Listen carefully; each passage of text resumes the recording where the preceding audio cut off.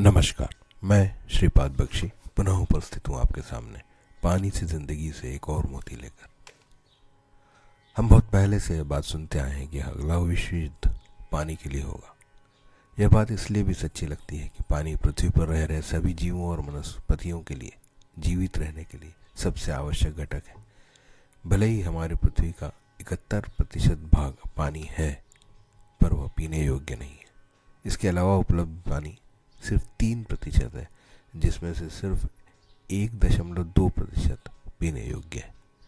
इस पानी का मुख्य स्रोत नदियां और भूजल है, जो मुख्यतः वर्षा पर आधारित है।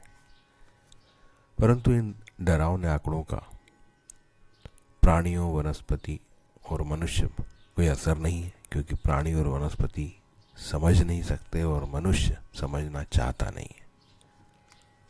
प्राणी और वनस्पति जहाँ पानी का प्रयोग सिर्फ जीवित रहने के लिए करते हैं, वही मनुष्य यह सब जानते हुए भी सजग नहीं है और निश्चिंत, बेफिक्र और बहुत हद तक लापरवाह है, क्योंकि उसके आसपास पानी दिख रहा है।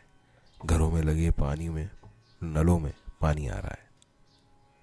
जिस दिन इन नलों से पानी आना बंद होगा, वह ऐसे बाहर निकलेगा जैसे उसे पता ही नहीं था कुछ। तब दोष ढूंढने जाएंगे कि यह हमारे पूर्वजों की अदूरदर्शिता थी या पिछली सरकारों की नाकामयाबी। जब वर्ष 2018 में दक्षिण अफ्रीका के केपटाउन शहर जलविहीन घोषित किया गया, तब यह खबर संपूर्ण विश्व में फैली। परंतु इस खबर ने कितने लोगों को बदला, यह कहना मुश्किल है, क्योंकि आजकल एक आदमी सिर्फ तभी कुछ करना या सोचता है जब वह स्वयं प्रभावित हो। तो चलिए, अब यह स्थिति हमारे देश में भी आ पहुंची है और इस वर्ष हमारे देश का एक बहुत बड़ा शहर बेंगलोर पानी की समस्या से गंभीर रूप से जूझ रहा है। हमारे देश के संदर्भ में एक और आंकड़ा ध्यान में रखना आवश्यक है कि संपूर्ण विश्व की 18% आबादी हम हैं और संपूर्ण स्वच्छ जल स्रोतों का 4% ही हमारे पास उपलब्ध है। रहीम जी का एक दोहा है, रहीमन पानी राखिए, बिन पानी सब सून, पानी गए न उबरे, मोती मानुष चून। वैसे इस दोहे में पानी के 3 अर्थ हैं। मोती के लिए चमक, मनुष्य के लिए लज्जा, जैसे हम कहते हैं कि झूठ सामने आने पर वो पानी पानी हो गया, और चूना या आटे के लिए जल, क्योंकि पानी के बिना वे भी किसी काम के नहीं है। परंतु वर्तमान संदर्भ में इसे सिर्फ पानी से जोड़ने पर यह दोहा और प्रासंगिक हो जाता है। अब सच्चाई बहुत भयावह है। बहुत ही साधारण रूप से सोचने पर भी रूह कांपा देने वाली सच्चाई हमारे सामने स्पष्ट दिख रही है।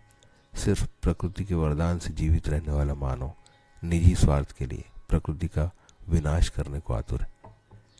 घटते जंगल कालांतर में बारिश ना होने और पानी को सहेजने में कठिनाई पैदा करेंगे। चूंकि इस पानी का हम निर्माण नहीं कर सकते, इसलिए बचा के उसे अधिक से अधिक समय तक उपयोग किया जाना ही एकमात्र उपाय है। पैसा, धन, दौलत को बचाने जैसी आदतें एक आदमी को पानी की बचत में उतनी ही प्रबलता से प्रयोग में लानी होगी। ऐसा नहीं कि इस विषय में कुछ भी सोचा या किया नहीं जा रहा होगा, परंतु इसमें प्रत्येक व्यक्ति की भागीदारी कैसे सुनिश्चित हो, यह महत्वपूर्ण है। हमारे देश में राजस्थान जैसे राज्य हैं, जहां अब पानी की आरंभ से ही कमी होने के कारण पानी का व्यय या बारिश में घरों में सहेजने जैसे अच्छे संस्कार चलन में। इसी प्रकार की सोच जन जागृति और कठोर कानूनों के माध्यम से शीघ्र अतिशीघ्र लाई जाना चाहिए।